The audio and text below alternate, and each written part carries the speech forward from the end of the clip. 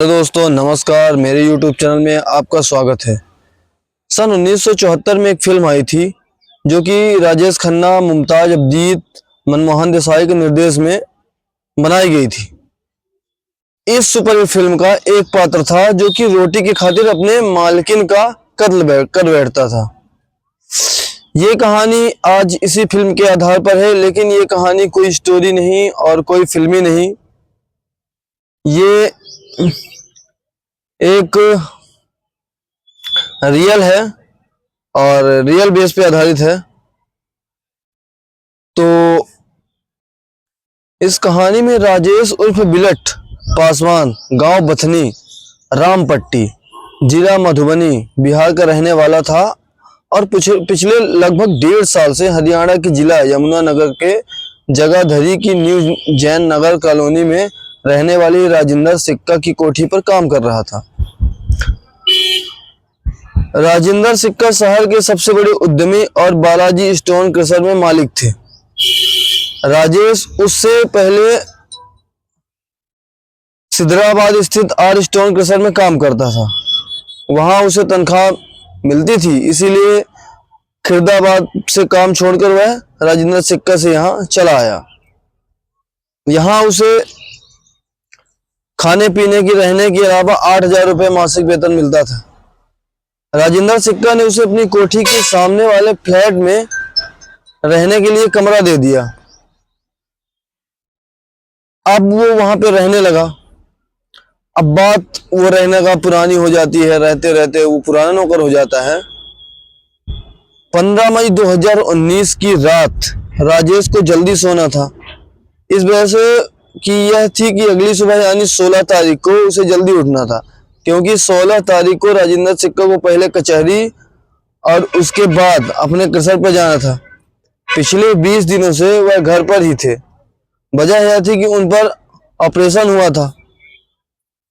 अब राजेंद्र सिक्का का वजन जरूरत से ज्यादा बढ़ रहा था, क्योंकि वो घर पे बैठे थे।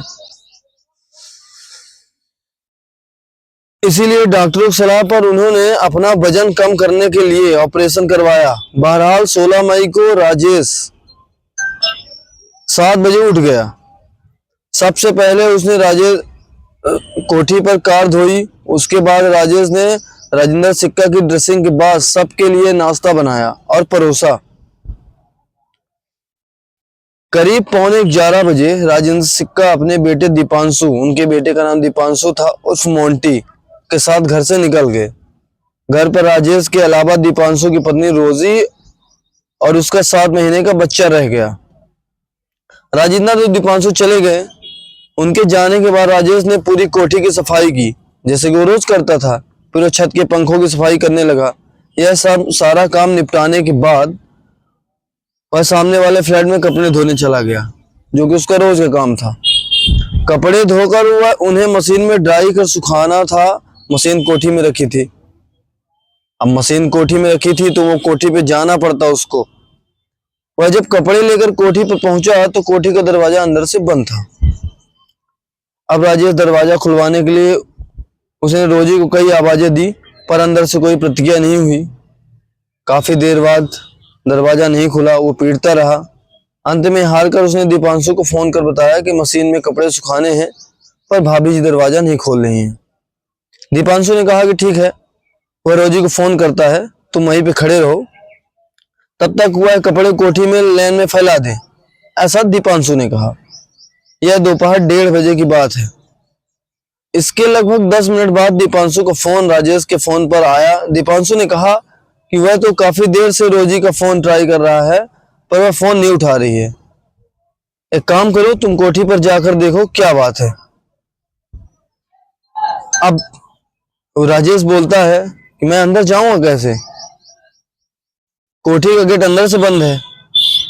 मैंने इतना दरवाजा पीटा, भीतर से कोई आवाज ही नहीं आई। ठीक है, तुम किसी तरह दीवार फांद कर भीतर जाओ, ऐसा दीपांशु ने कहा राजेश को कि तुम दीवार फांद कर अंदर जा सकते हो, और भीतर क्या बात है तुम मुझे तुरंत बताओ। दीपांशु के कहने पर राजेश कोठी की दीवार फांद कर भीतर गया, लेकिन भीतर नजारा देखकर उसने दीपांशु को फोन कर साथ साथ शोर मचाना भी चालू कर दिया, क्योंकि अंदर जाते ही उसके होश उड़ गए थे। उसके चीखे सुनकर पड़ोसी दौड़ के आए। पड़ोसियों ने जब भीतर झांक कर देखा तो उनके भी होश उड़ गए। उन्होंने पुलिस को तुरंत फोन किया, 100 एम्बुलेंस, कंट्रोल नंबर, सबको फोन लगाया, लेकिन किसी ने फोन रिसीव नहीं किया। तब तक राजेंद्र सिक्का और दीपांशु भी वहां पहुंच गए थे, क्योंकि उनको राजेश ने जानकारी दे दिया था। कंट्रोल रूम में जब भी किसी ने फोन नहीं उठाया तो वे लोग अर्जुन नगर पुलिस चौकी पहुंच गए। वहां पे एक पुलिस स्टेशन है अर्जुन नगर में, और मामले की जानकारी पुलिस को दी। मामला बहुत हाई प्रोफाइल फैमिली का था। इससे चलते एसपी कुलदीप, वहां के तब एसपी कुलदीप थे, कुलदीप खुद मौके पहुंचे। उनके साथ DSP Subhash, DSP Jagdish, Sudhir, DSP city, HO Rakesh, मतलब कई तरह के अधिकारी पहुंचे। और यह घटना 16 मई 2019 में दर्ज की गई। जगह धनी की न्यू जैन नगर कॉलोनी में रहने वाले स्टोन क्रशर उद्यमी राजेंद्र सिक्का के घर का दृश्य दिल दहला देने वाला था। किसी ने दीपांशु की पत्नी रोजी सिक्का का गला काटकर वहीं फर्श पे लिटा दिया था और खून चारों ओर फैला हुआ था, जिसके ताजा छींटे इस बात की गवाही दे रहे थे कि हत्या कुछ ज्यादा समय नहीं हुई, क्योंकि वहां पे खून इतना छिटका था, खून सूखा भी नहीं था, खून पानी की तरह बह रहा था। तो लग रहा था कि अभी फिलहाल अभी हत्या हुई है। और उसके 7 महीने का मासूम बच्चा माँ की लाश के पास बैठकर उसकी छाती में लिपट कर रो रहा था। उनके 7 साल का बेटा भी था दीपांशु के साथ, रोजी का। बाद में नौकर राजेश जब कमरे में आया तो उसने बच्चे को संभाला।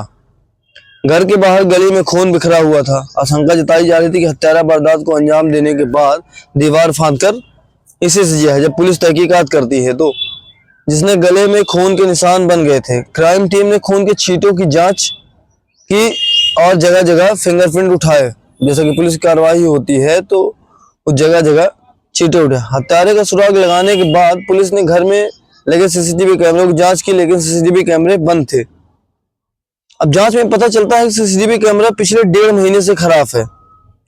इसके बाद पुलिस ने गली के घरों में बाहर लगे सीसीटीवी कैमरों की जांच की, लेकिन अधिकतर कैमरे बंद मिले। हत्यारा किसी भी कैमरे में दिखाई नहीं दिया। हत्यारा बहुत ही शातिर था, उसने अपने हिसाब से काम किया। राजेंद्र सिक्का और उनके बेटे दीपांशु ने बताया कि उन्हें किसी प्रॉपर्टी के पेपर बनवाने के लिए तहसील जाना था।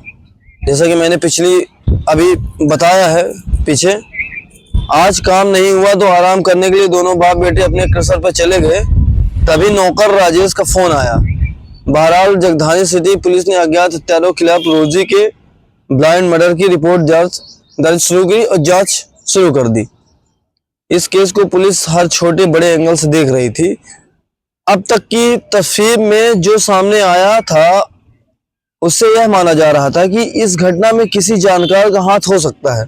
मतलब पुलिस को लग रहा था कि किसी जानकार का हाथ हो सकता है, जिसने घर के आसानी से घुसकर इत्मीनान से मर्डर किया और फरार हो गया। मतलब ऐसा होता है अक्सर कि जानने वाले ही सब कुछ जानते रहे, वही क्राइम कर देते हैं। सिक्का परिवार अब तक ना तो किसी पर संदेह जताया था और ना ही किसी पे अपनी निजी कारोबारी दुश्मनी होना बताया। दीपांशु और रोजी की शादी 28 फरवरी 2018 को हुई थी, मतलब 1 साल पहले। पुलिस इसमें कोई पुराने एंगल ढूंढ रही थी, जैसा कि लव अफेयर, ऐसा कुछ पुलिस ढूंढती है।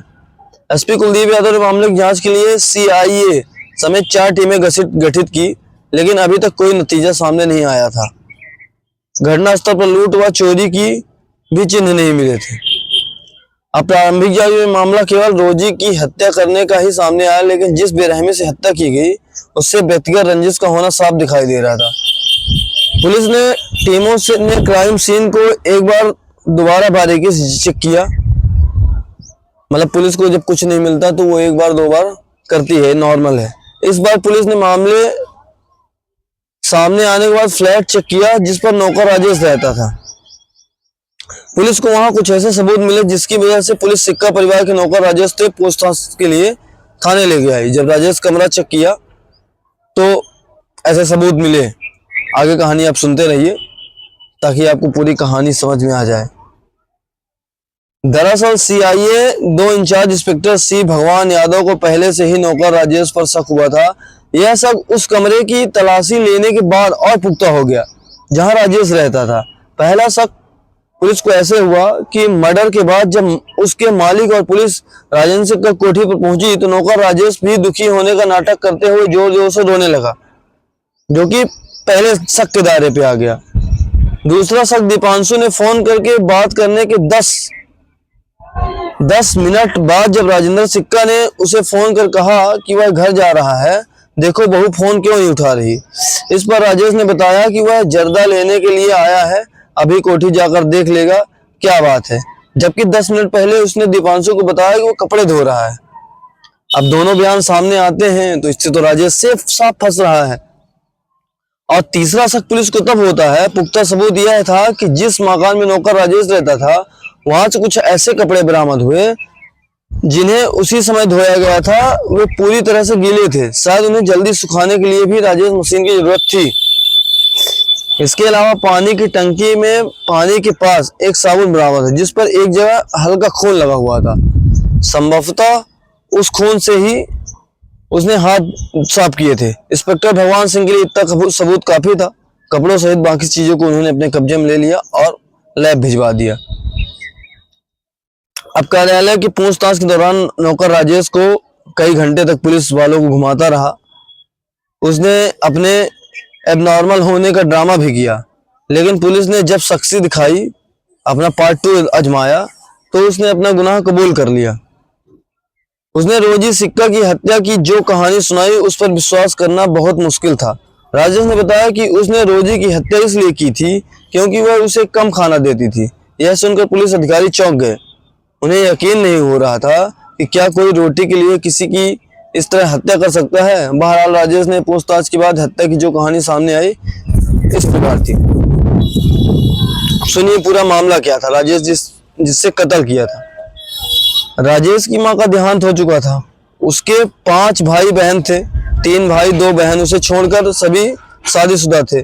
वह भी अपना घर बसाने के लिए पैसा कमाने अपने गांव के सैकड़ों किलोमीटर दूर जगहधारी आया था। वह पहले आरके क्रशर खिरदाबाद में नौकरी करने लगा था। इसके बाद वह राजेंद्र सिक्का के पास नौकरी करने आया। सिक्का के यहाँ वह खुश था। यहाँ भरपेट खाने उसके साथ अच्छा वेतन भी मिलता, तो वह भी जी जान से सिक्का परिवार की सेवा करता था। नौकर और मालिकों के बीच सब कुछ ठीक ठाक चल रहा था। अचानक राजेश के जीवन में मुसीबतों की पहाड़ आ खड़ी हुई। होता क्या है कि एक दिन राजेश के पास उसके गांव से खबर आई कि उसके पिता का निधन हो गया। वह अपने पिता से बहुत प्रेम करता था। 30 मई 2019 को वह अपने पिता के निधन पर गांव आ गया और 19 अप्रैल को वह गांव से वापस अपना नौकर सिक्का परिवार में आ गया। राजेश ने बताया कि दीपांशु साहब की शादी 28 फरवरी 2018 को रोजी से हुई थी और उसकी जिंदगी में असली समस्या उस समय नई बहू के आने शुरू हो गई। दीपांशु की शादी के पहले वह खुद कोठी में खाना बनाया करता था, पर शादी के 2.5 महीने बाद नई बहू रोजी खाना बनाना शुरू की। उसे रोजी के खाना बनाने के से कोई इतराज नहीं था। उसे इतराज इस बात से था कि रोजी उसे कम खाना देती थी। उसने इस बात की शिकायत राजेंद्र और दीपांशु के अलावा रोजी से भी की थी कि भाभी मुझे ज्यादा खाना दिया करो, लेकिन किसी ने उसकी बात ध्यान से नहीं सुनी। हालांकि नौकर है, उसको कौन सुनता है। और ना ही परेशानी से गंभीरता समझा। अपने पिता की मौत के बाद गांव से वापस आने के बाद उसके खाने वाली समस्या और भी गंभीर रूप धारण हो गई। रोजी उसे कम खाना पीना देती थी, चाय भी छोटी सी प्याली में मिलती थी। उसे रात में खाने के अधिकतर दोपहर का बासी खाना दिया जाता था। खाना मांगने पर वह अक्सर कहा करती थी, तुम खाने के लिए जानवरों की तरह बोलते हो और जानवरों की तरह खाते हो, मतलब ताना मारती थी। पिता के मरने के बाद राजेश के सामने यह समस्या भी आ खड़ी हुई और रोजी उसे गिनकर 4-5 रोटियां देती थी, जिसमें से वह एक रोटी अपने दिवंगत पिता के नाम के निकालकर कुत्तों को खिला देता था। इसीलिए उसकी एक रोटी और कम होने लगी। पहले भी 4 रोटी से उस पर पेट नहीं भरता था। अब तो उसे पता भी नहीं चलता था कि उसे खाना खाया है कि नहीं। घटना 16 मई 2019 को यही हुआ था। सुबह 7 बजे से काम करते करते दोपहर तक जब उसे भूख लगी तो उसने खाना मांगा। इस पर मालकिन रोज ने उसे कहा, खाना अभी बना नहीं है दीपांशु, आने के बाद बनेगा तभी मिलेगा। इस पर राजेश हाथ जोड़कर निवेदन करते हुए, भाभी साहब लोग पता नहीं कब तक आएंगे, लेकिन भूख से मेरी जान निकल रही है। यदि आप खाना नहीं बना सकती तो मैं खुद बनाकर खा लूंगा। रोजी ने उसे कुछ अपशब्द कहे और कहा कि तुम खाना जानवरों की तरह खाते हो। यह सब सुनकर उसे गुस्सा आ जाता है और गुस्सा आने के बाद उसने गला काट देता है। तो क्या कहानी आप इससे निष्कर्ष निकाल सकते हैं कि राजेश ने सही किया, गलत किया, राजेश सर रोजी ने सही किया या गलत किया? कमेंट में बताइए और कहानी अच्छी लगी तो वीडियो को लाइक कर दीजिए।